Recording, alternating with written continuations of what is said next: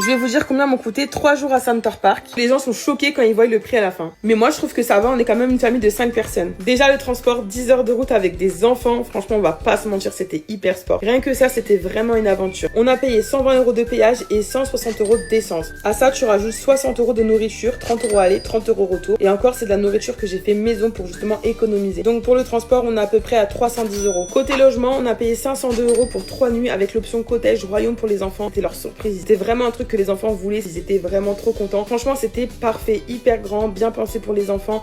Même le sol était chauffé, vraiment rien à dire, un 10 sur 10. Ensuite, pour les activités, on a fait très simple, principalement que du gratuit, la ferme, l'Aquamundo qui était juste incroyable et bien pensé pour les enfants, le parc indoor qui était gigantesque. On aurait pu y rester des heures. On a juste pris une activité payante pour les enfants sur le thème des pirates. C'était 17 € par enfant, 51 €. Les enfants voulaient absolument jouer aux jeux d'arcade. Et ça, c'est vraiment, mais vraiment cher. Chaque jeu nous coûtait à peu près 10 €. On a dépensé au total 60 € là-dedans. Pour la nourriture là-bas, on est parti faire un petit tour chez Lidl. On en a eu pour 100 €. La seule fois où on a dépensé à l'extérieur, c'était au Quick parce que vraiment c'était trop simple pour nous. Les enfants pleuraient et avaient faim juste après la piscine. Et on a dépensé 50 € au Quick. Donc pour la nourriture, ça fait un total de 150 €.